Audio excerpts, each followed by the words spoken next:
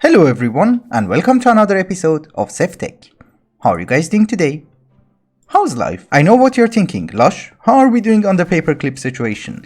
Well, I do have some good news because finally we did manage to keep up with the production of meteoric iron, so all of these guys are working at maximum capacity. The only problem that I have is that their maximum capacity is garbage. Anyway, how many singularities do we have? We have 115 and that is 0.5% of what we need. So we're not doing that good. Yes, I do understand that that was not a terrific news to hear, but you should remember that our factories that we have over there are only working at half the speed because we cannot provide them with lubricant. After we get the creative tank, our speed will be double. And I have spent a crazy amount of time trying to farm meteoric iron. We have 3 farms, each of them is 15 by 15.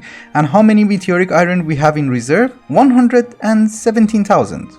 Almost. And I think that's the good news because we're producing more meteoric iron than we're consuming, so if we provide the factories with lubricant, we should be able to keep up. But we are going to start today's episode by doing a little bit of automation.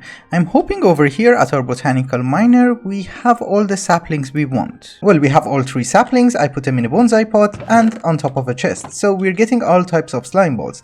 The thing is, I thought we can use the trick which we had with compacting drawers and get infinite number of slimes, but the problem is in this mod pack that is disabled. So if we want to harvest slime balls, we have to do it in a bonsai pot, which is okay. I'm guessing we don't need you anymore. I think our next order of business should be to spawn the wither and start harvesting nether stars. We do not have access to draconic evolution or ender IO, but ironite crystals and I think even the lower tier one are wither proof. So we're gonna use them. At first I wanted to use this area in order to farm meteoric iron, but then I remembered it's very close to our base and it's probably a better idea for lag purposes to put it far away.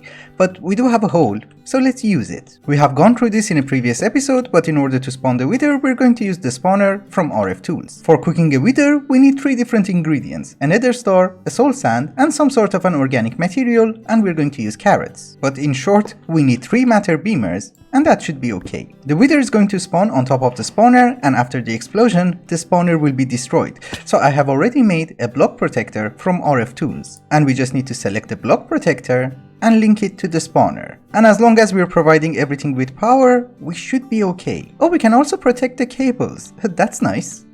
And also the beamers. I do not want the wither to glitch out, so we're going to have a space of 3 by 3 by 4. And then we just cover it. You are wither-proof, right? Yes. Cause honestly speaking, it does not look like something that should be wither-proof. Only players can break. We also link the beamers to the spawner and we should be good to go. The beamers are going to require a redstone signal in order to start beaming the material to the spawner so that we can spawn the wither. So I did put levers here. If they break, we have to use a redstone block and then protect it using this guy. But that's not all. That is the spawning chamber. Now we need a killing mechanism. And for the killing mechanism, we're going to use mechanism because it's fun. I think for killing the wither we can also use a mob crusher from Industrial Foregoing, but we're going to need 2 of them so that the wither can be one shot, but a laser looks nicer. It does take a while.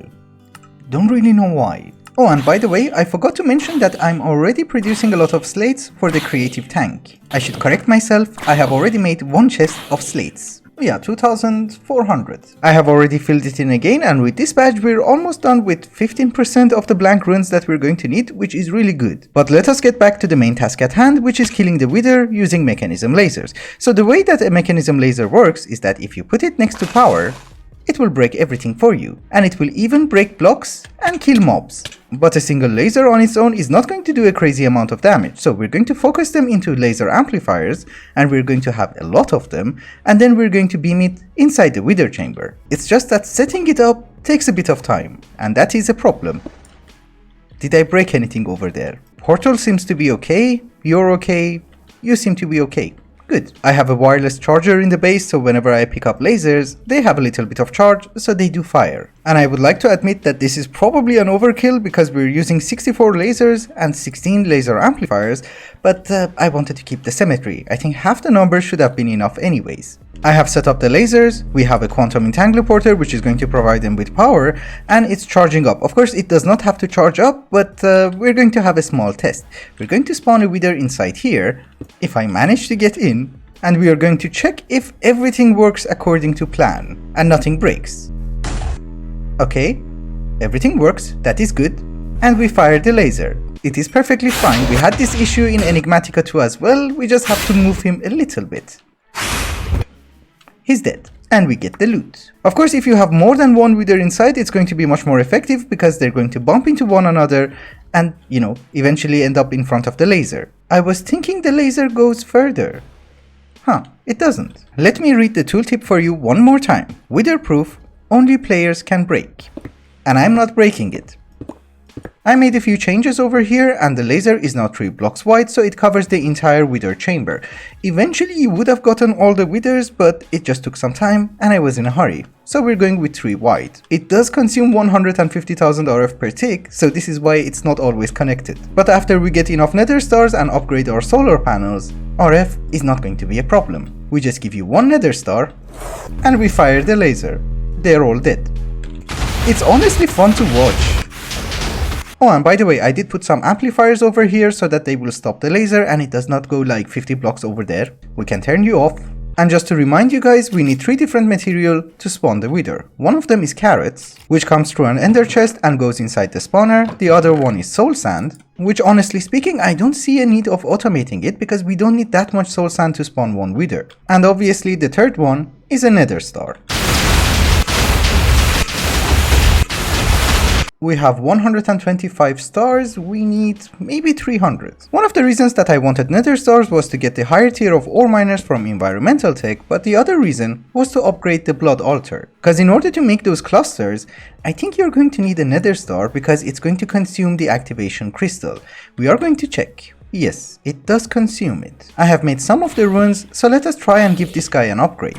I think I did not make any mistakes. I did increase the capacity, I did add a lot of speed runes and a lot of runes of sacrifice, so we should be able to get more LP. Are you tier 6? Yes. So how fast are you going to work? It does take less than a minute, but I think we can increase the speed. Just a little bit. Oh, and by the way, when I'm saying it takes less than a minute, I mean it takes less than a minute to convert 1 stack of stone into slates. I thought the wither killing chamber is right next to our base, so it does not make sense to look at a floating box every time we pass in front of it. So I did try to cover it as best as I can. It's nothing super fancy, I basically covered the entire box, and it does function the same way that it was. So if we give it a nether star, we will get more nether stars. Anyhow, I also upgraded 2 of our solar panels to tier 5 and each one of them is generating 150,000 RF for us. In total, I think we are generating somewhere around 400,000 RF. Yes, 396. Also in the comments of the previous episode, some of you guys were suggesting that instead of zombies, I should use witches for the blood altar because they produce more LP. It's a very good idea, but it does have a giant flaw. Do you see any witches? That's the problem. But our main issue in this mod pack is to get the Paperclip Singularity, which is essentially 200 million paperclips. I had to make a few changes, and it's not even functional because I actually used it in order to duplicate it using RF Tools Builder. And over at our mystical agriculture area where we're farming meteoric iron, I made a few changes.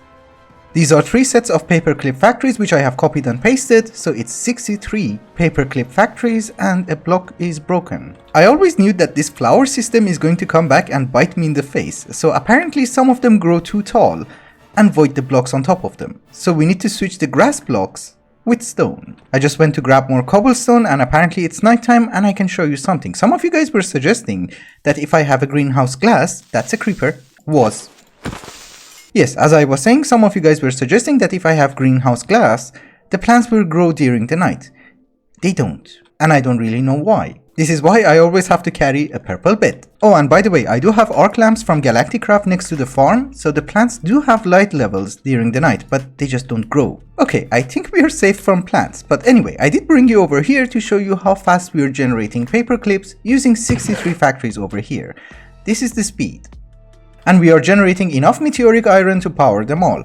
Of course, if I don't skip the nights, we are losing around 10,000 per night. Before I forget, in addition to those 63, we also have 8 operational ones over here. These are the old ones which we set up last episode. I also had to add another quantum compressor because we were producing paperclips so fast that one of them could not handle it. You see, this one is full. This one is also full. Yes, but how many paperclips we have? We have 605 singularities. which might sound impressive to you, but the thing is, that's 3% of what we need. But we have so many things to do in this game that I think by the time we're done, the singularities will also be ready. All of that being said, I think it's now time to focus on the ultimate ingot. At first I thought we only need 1 stack in order to finish the pack, but unfortunately no. You need 2 of them in order to get the ultimate component, and you need 4 ultimate components to get the ultimate catalyst, and it's used in every single creative recipe. So for instance, for the ultimate tank, we need 8 ultimate catalysts, and that's already 1 stack of ultimate ingots. I think we need more than 2 stacks. And if you look at the recipe, you might notice that we're going to need a lot of ingots from mystical agriculture. All of them are going to require a lot of essence, as well as prosperity shards. So far I've been collecting prosperity shards manually by putting copper from Ep23 next to a collector crystal, and then obviously fortunate, which is not a terrible method, but we need so many of them that I think we should start automating it. So first things first, can we do this underground? Yes, we can. The reason that we're doing it underground is that it's next to our base and next to our ME system. So how do we want to do this? Well, I'm thinking first we should start making the enhanced collector crystal structure, because this is not powerful enough during the day and I don't want it to take ages. So we're going to set it up somewhere around here. Yeah, I would say this seems to be the correct structure. We just need some starlight. I didn't remember we had a tank over here. The structure seems to be complete, but it's not forming for some reason. Do you need access to sunlight? I mean, the crystal does have access to the sky, but maybe these also need access to the sky? I don't know. And the answer is yes, it does. For placing the copper, I'm going to use an auto placer from Actually Additions. So if I give you copper, you're gonna place it. Good. And we're going to use annihilation planes from Applied Energistics in order to harvest the prosperity shards. The way that the annihilation plane from Applied Energistics works is that if you put a block next to it, it will break it and put it in your ME system if it has a slot for it. So for instance, if I put a storage box over here and put a chest, it will break the cobblestone. Yes, but the issue is, whenever we put a copper ore, it will also break it, because in this chest we also have space for copper ore. So instead we're going to have a drawer and we're going to lock it for prosperity shards, and if we put it over here, it will go inside. And if we put copper, it will not go inside. And the only thing remaining is that we have to hook up the ores to the crystal and we should be good to go, I guess. Obviously this is not going to be a super fast system, especially during the day, but it's better than manual work. It's actually not that bad. Is it nighttime? No. Okay. It's good. I just remembered that one more thing that we need to start working towards today is to try and get some pink slime. The thing is, I want the Stonework Factory because we do not have a means of producing a lot of cobblestone, sand or gravel, and I need to make glass singularities, and that requires a lot of sand. So we need to start making some extra machine cases, and that requires a printed circuit board, transistors and capacitors. We do not have a mob farm, but we have plenty of buffaloes. I'm going to save 2 of them so that we can reproduce them later on, and we're going to have a slaughter factory, if they let me, somewhere around here, and we give you a range add-on. We just need 1 bucket. That's it. Cool, we have 1 bucket. You can stop. Well, we have 3 buckets. That's much better. You can extract the meat using a bucket, but you cannot extract the pink slime using a bucket, so it has to be done like this, and I messed it up. I'm not sure, do you spawn underground? I hope so. Yes, you do. Very good. And how many do you drop? 2. Oh, 4. And honestly speaking, that's all we need.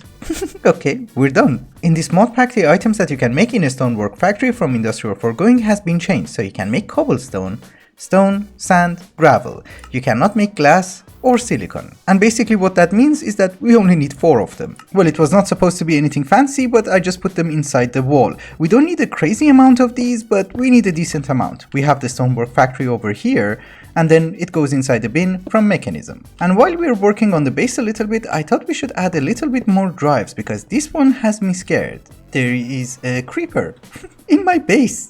Well, I did hook it up to a P2P tunnel, and I just want to have a storage bus over here so that we can access it in our ME system as well. And we also increase the priority so that whatever prosperity shards we have goes inside there. Yeah, I think for the moment it's fine. If I need more storage, I have additional drives. But talking about storage, I did not set up the filters for the ore miners, and we are kind of screwed. We had a filtering system down here at our base, and I was trying to separate every single ore and resource that we're getting from the ore miners.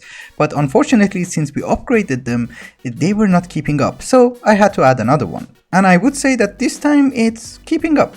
relatively. So let us get back to the ultimate ingot. From the ingots that we need from mystical agriculture, we have solved the issue with prosperity shards, but we also need a lot of essence. Cause you basically need 2 stacks of every single ingot, including insanium, supremium, and suprarium. And the essence farm that we have down here is not the best. We have 96 blocks of insanium, it's not that bad, but I was thinking maybe we can repurpose our carrot farm for essence. Obviously we cannot fill it in with inferium seeds tier 6 because that needs 8 insanium, but maybe we can fill it in with tier 5. Oh, we just need seeds.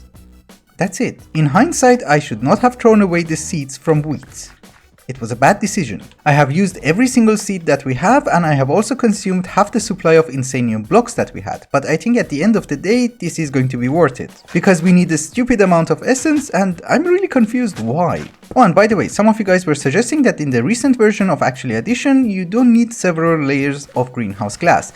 This is the old version because SevTech is actually 2 years old. So having multiple layers of greenhouse glass actually makes a difference because over at our inferium farm we only have 3 layers and it doesn't grow instantly. You see, it does not grow instantly, but over at our meteoric iron farm it grows instantly because we have like 6 or 7 layers. But I'm not incredibly rich, so we're going to go with like 3 layers and that's it.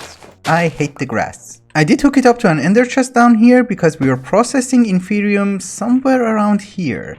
I have to dig. Yes, exactly, down here. So I can say export inferium from the ender chest and you will put it inside the crafter? Maybe?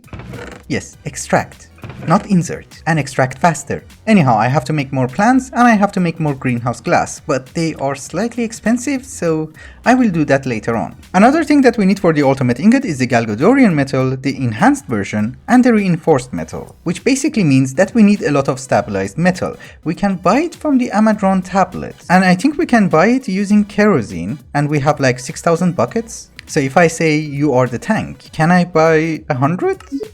Maybe? Yes, I can. Very good. Is it 100? Oh, wow. Oh, it gives you 2. I forgot. Let's buy 150 more, and I think that should be enough. No, it's actually not enough because you need 2 in order to make a lump of Galagador, and you need 9 lump of Galagador to make a large one, and that will just give you 1 ingot. I just noticed that if you hold shift, it will double it.